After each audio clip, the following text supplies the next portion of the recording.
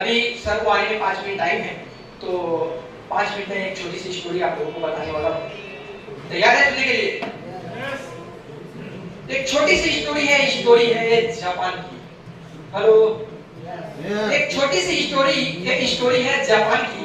Japan का एक छोटा सा लड़का था, छोटा सा बच्चा था, जिसे जूडो सीखने की बहुत ही शौक थी।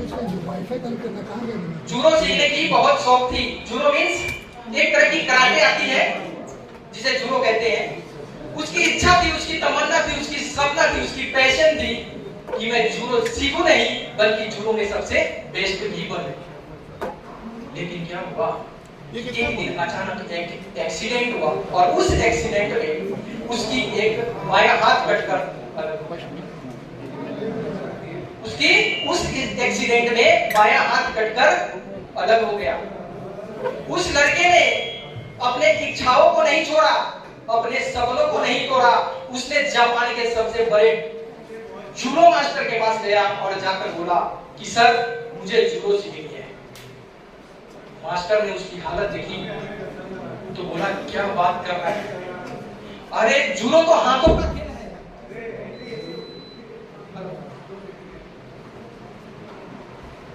जूडो तो हाथों का खेल है, तुम्हारे पास तो हाथ ही नहीं है, तुम कैसे जूडो सीख सकते हो? तुम जूडो नहीं सीख सकते।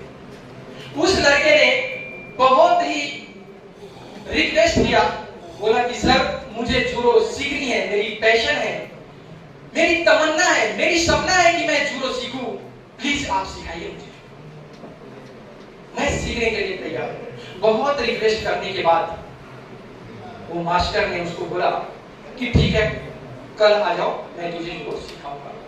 फाइनली कल होकर उस लड़के ने उस क्लास में जब एंट्री लिया तो देखा 50 स्टूडेंट ऑलरेडी पहले से वहां पे जूडो सीख रहे थे। सब के सब उसकी हालत देखकर हंसने लगे, मजाक उड़ाने लगे कि अरे बिना हाथ वाला आया है यहाँ पे जूडो सीखने, जिसके पास तो हाथ है वो तो सीख नहीं पा रहा है, बिना हाथ वाला ये क्या जूडो सीखेगा। फाइनली मास्टर ने उसे एक किक की प्रैक्टिस दी और उसको बोला तुम इसी किक की प्रैक्टिस करते रहोगे, तुम सिर्फ इसी किक की प्रैक्टिस करो। उस लड़के ने उस किक की प्रैक्टिस करता रहा, प्रैक्टिस करता रहा, प्रैक्टिस करता रहा, प्रैक्टिस करता रहा। 3 महीने के बाद उस लड़के ने देख रहा है कि मास्टर ने मुझे एक किक की प्रैक्टिस करवा रहा है। यहाँ पे बहुत सारे आदमी, बहुत सारे लड़के हैं जिन्हें बहुत सारे किके, बहुत सारे स्टेप्स, बहुत सारे चीजें सिखा रहे हैं, लेकिन मुझे सिर्फ एक किक की प्रैक्टिस करवा रहे हैं। मैं कैसे सीख पाऊंगा, मैं कैसे खेल पाऊंगा, मैं कैसे जीत पाऊंगा। ये सोचने के बावजूद भी उस लड़के ने फिर से उसी किक की प्रैक्टिस करता रहा, प्रैक्टिस करता रहा, प्रैक्टिस करता रहा। 6 महीने के बाद उसको रहा नहीं गया, मास्टर को बुलाया, बोला कि सर आपने बहुत सारे लड़के को बहुत सारे चीजें, बहुत सारे स्टेप और बहुत सारे किक सिखा रहे हो, लेकिन मुझे सिर्फ एक किक की प्रैक्टिस दिया आपने, मैं कैसे सीख पाऊंगा। मास्टर ने बोला कि जिस किक की प्रैक्टिस मैंने तुझे दी है तुम सिर्फ उसी किक की प्रैक्टिस करोगे, तुम और कुछ नहीं करोगे। क्या बोला कि मैंने जिस किक की प्रैक्टिस तुझे दी है तुम सिर्फ उसी किक की प्रैक्टिस करोगे।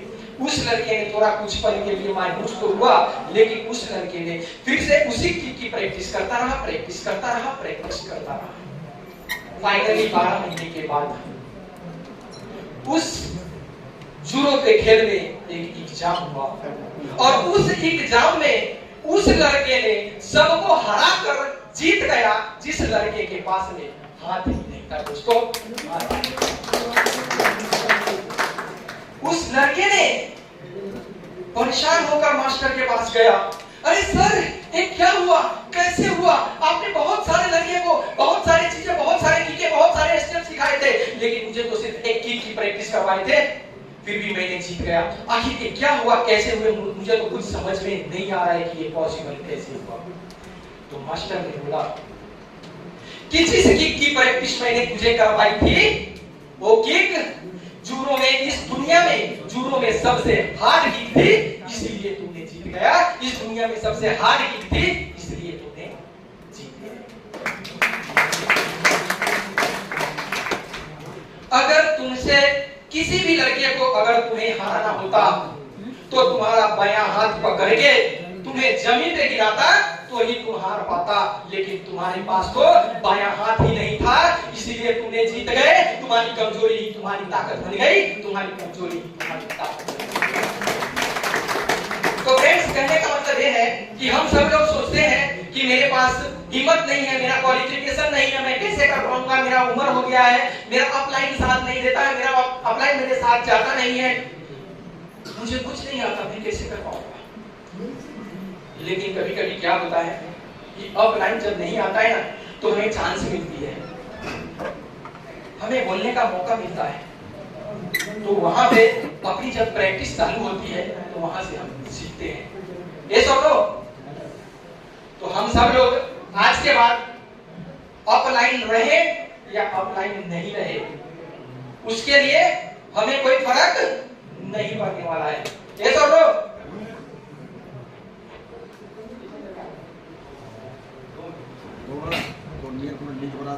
तो फ्रेंड्स, जिंदगी में कभी भी अगर आगे बढ़ना है तो हमें प्रैक्टिस करना पड़ेगा, चलना पड़ेगा, बढ़ना पड़ेगा। क्योंकि थॉमस एडिसन को कितने लोग जानते हैं? बल्ब बनाने वाला थॉमस एडिसन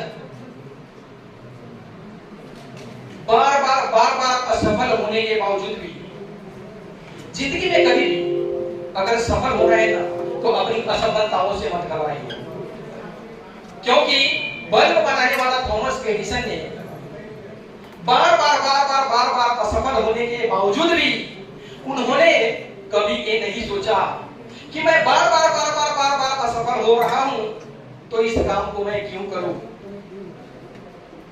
उन्होंने ये सोचा कि मेरी बार की जो हार है, मेरी जो हर असफलताएं हैं, मेरी